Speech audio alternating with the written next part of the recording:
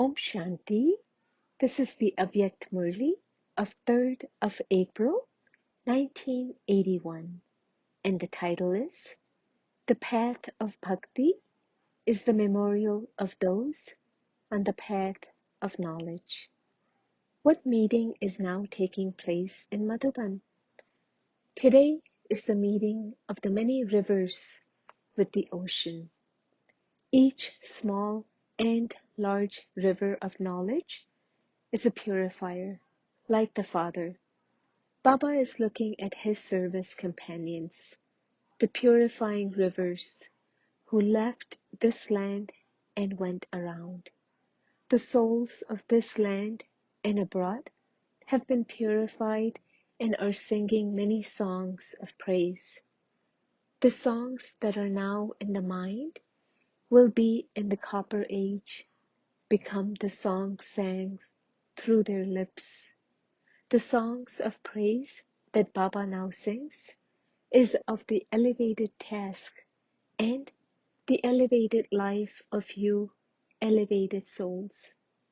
Later on the path of bhakti, this song will be remembered in the form of devotional songs. Now, because all of you souls experience the attainment of supersensuous happiness, you souls are dancing in your mind. Then, on the path of bhakti, you will be dancing with your feet. You now turn the beads of the rosary of the virtues of elevated souls and speak of their virtues. Later on the path of bhakti, they will turn the beads of the physical rosary of you. You now offer bhog to the Father, and in return, people on the path of bhakti will offer bhog to all of you. Just as you don't accept anything without first offering it to Baba, similarly, people on the path of bhakti will not accept anything without first offering it to you, deity souls. Just as at present, you put Baba first and then yourself. So they will put you deities first and themselves afterwards. They copy everything that you do. You become embodiments of remembrance, and they become embodiments of the remembrance of the memorial of that. You are all constantly unadulterated. That is, you constantly stay in the remembrance of one, so that no one can shake you or make you change in a negative way. Similarly, your intense devotees, your true devotees, your first devotees have an intellect that has very strong faith in you. They're special deities.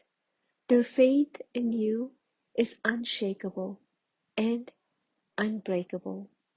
Even if devotees of Hanuman were to attain Rama, they would still remain devotees of Hanuman. They have such strong faith. They copy you in the way you have one strength and one support.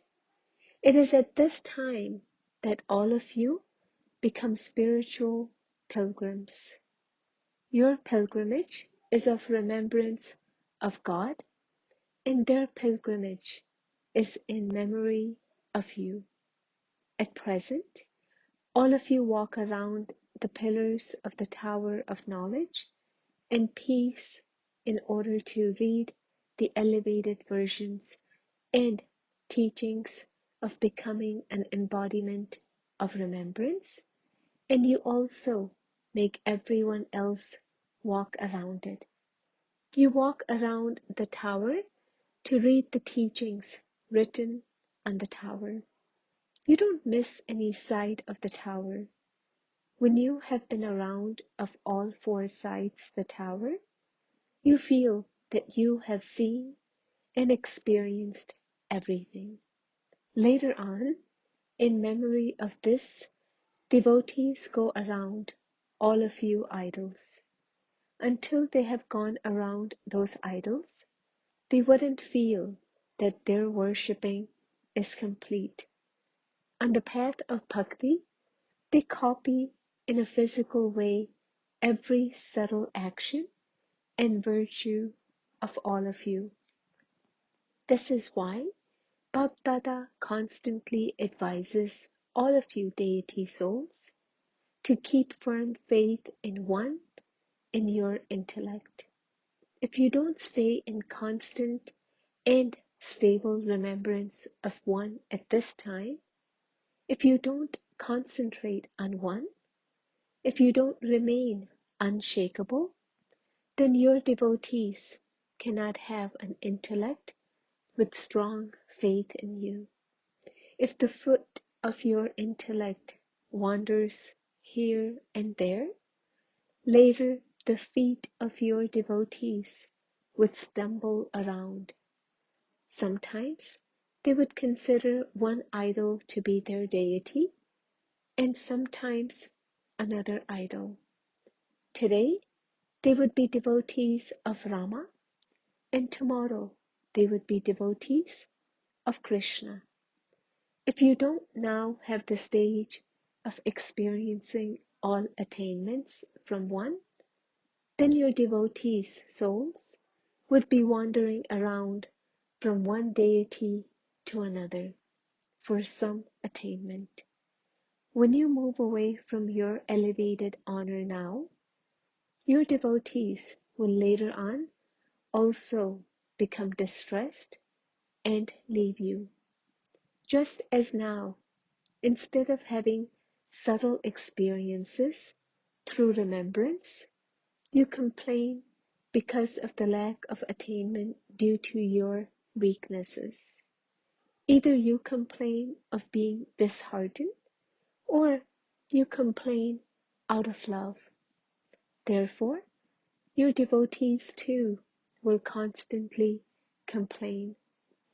Each of you knows all the complaints very well, and therefore, Baba is not going to tell you about them. Baba says, be merciful and constantly have feelings of mercy. However, instead of mercy, you sometimes have arrogance or doubt. The same thing happens with your devotees. To have doubt means, should I do this? Will it be like this? Should it not be like this? In this too, they forget mercy. Be merciful to yourself and to others. You have doubt in yourself and also in others. If your illness of doubt increases, it becomes like a cancer. Those who are still in the first stage of cancer can be cured, but it is difficult to cure those in their last stage. They are neither able to stay alive nor are able to die. Here too, they are neither totally ignorant nor are they totally knowledgeable. Their sign is that they constantly chant the same slogan. For themselves, they say, this is how I am. And for others, they say, this one is always like that. No matter how much they try to change themselves, they will still chant the same thing. Cancer patients may appear to eat well and strong, but internally they would be powerless. Similarly, those who have the illness of doubt would externally conduct themselves very well. Externally, they would appear to lack of nothing. They wouldn't even accept it if they were told that something was lacking. However, internally, because such souls would be very discontented, their attainment of happiness and power would be very weak. There is also a similar illness of arrogance. The sign of being merciful is that you would have one Baba and none other in your every word and thought. wherever they look, those who are merciful will constantly see the Father, whereas wherever those who have arrogance look will only see themselves. Those with arrogance will be turning the rosary of I, whereas those with mercy will be turning the rosary of the Father. Their consciousness of me will be merged in the Father.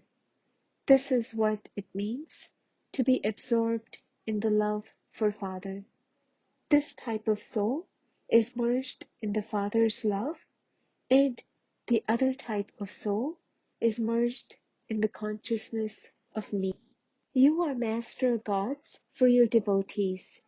You are the Father of the people in the golden and silver ages, and at the confluence age, you are the images of support who reveal Bapdada's name and his task. You can either glorify Baba's name with your elevated actions and your transformation, or you can defame Baba's name with your wasteful actions and ordinary behavior. Children, it is all in your hands. At the time of destruction, you will be in your form of great benefactors, the great bestowers of blessings, and great donors, the greatly charitable souls for the whole world. Therefore, you are very elevated at all times. You are images of support during this whole time. Do each of you consider yourself to be this? Do you know your own biography from the beginning through middle to the end? You are not alone. There are many others behind you who are copying you. Therefore, constantly pay attention to every action you perform. To those who are great in all three aspects of time, to those who are embodiments of power and who remain in remembrance of the Father, to those who are merciful, to those who are constant embodiments and bestowers of attainment, to souls who are complete like the Father, Bapdada's love, remembrance, and Namaste. Baba meeting a group of teachers. The practical form of a teacher is that of being a constant server. You all know this very well. What is the specialty of a server? How does the server become successful? The specialty of a server who is constantly lost in service is that he would have renounced any feeling of doing service or having done any service. In other words, you call this the renunciation of having renounced anything.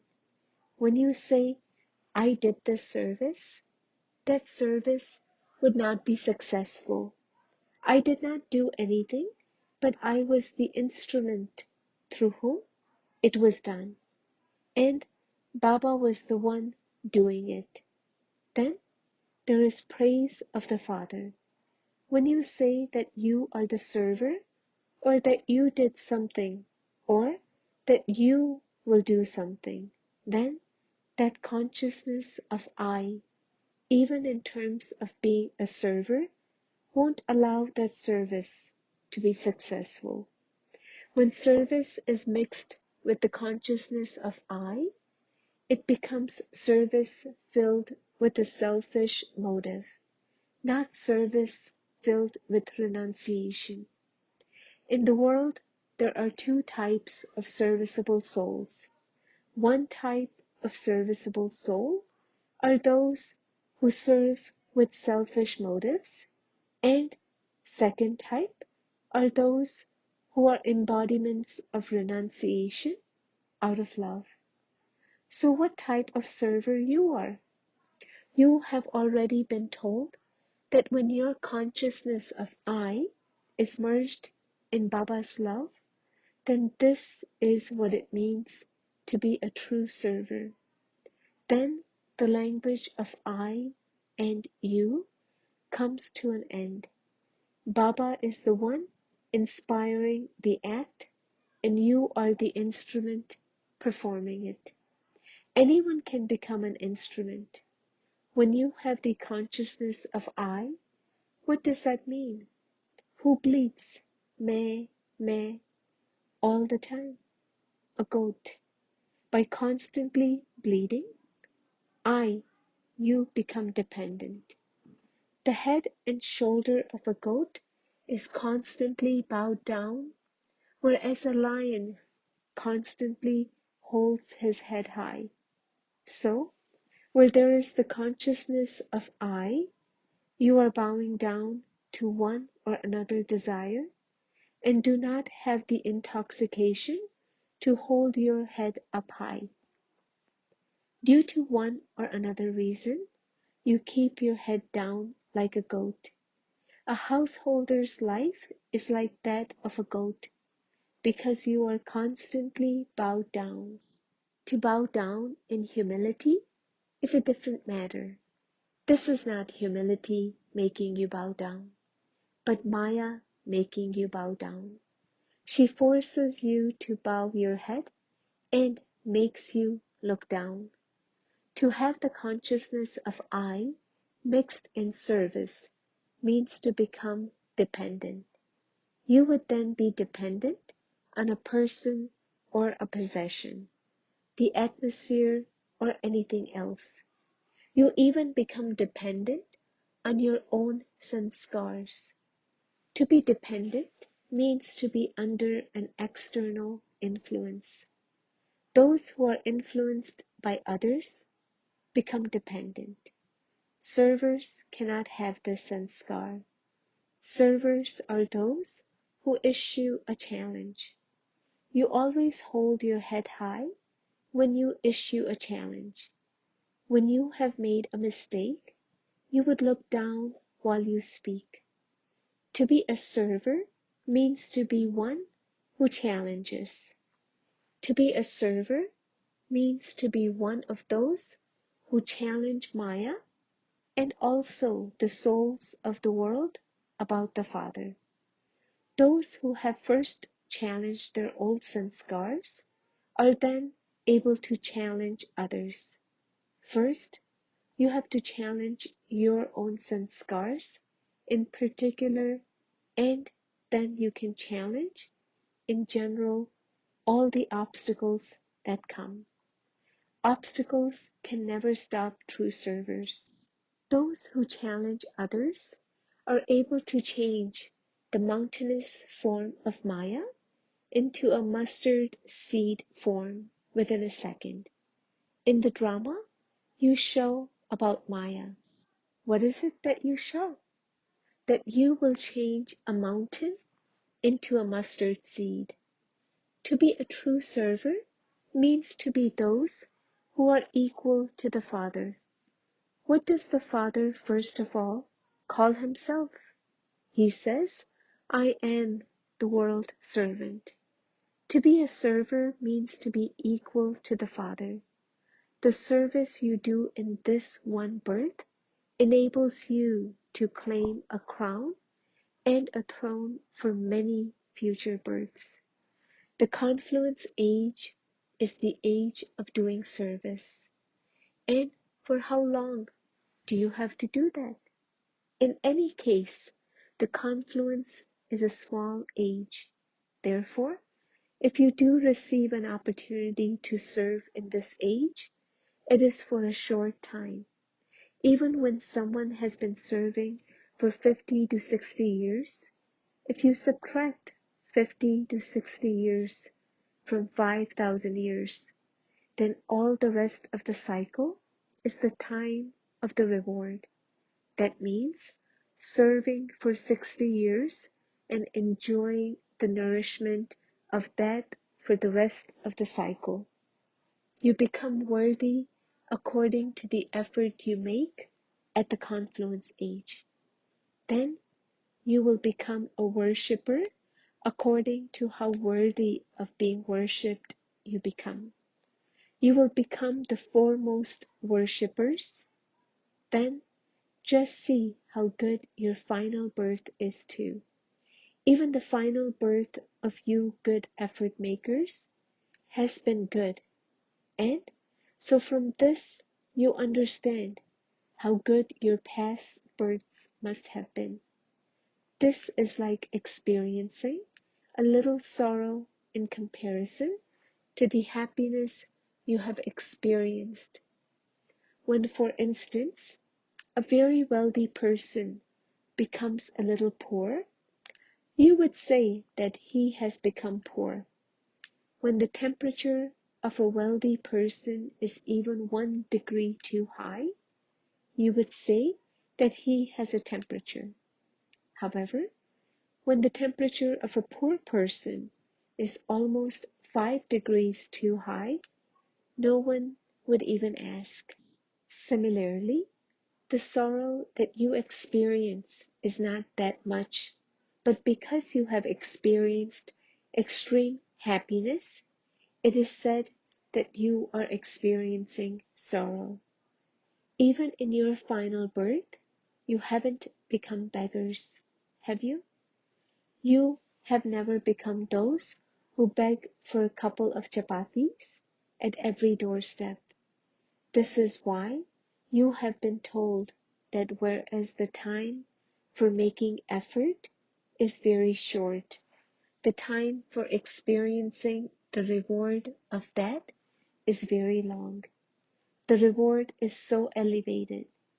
What would your stage become when you have this awareness as long as possible? It would become elevated, would it not? To become a server means to claim a right to eat nourishing fruit for the whole cycle. Never ask as to whether you will have to keep on serving for the whole of the confluence age. When you are eating nourishing fruit, would you ask whether you are going to eat that for the rest of the cycle? It is at this time that you become aware that you are going to receive all of that reward. You receive 100,000 fold in return for one. And so there would be an accurate account.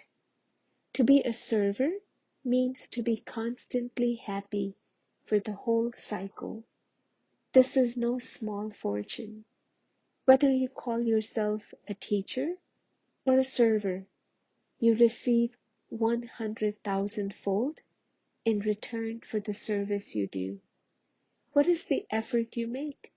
Here, you become didis and dadis for the students. At least you receive a title. A 10-year-old student would also call a new teacher of 2 years Didi. Even here, you are seen in an elevated light. They all give you regard. If you are a true server, you become worthy to receive regard even at this time.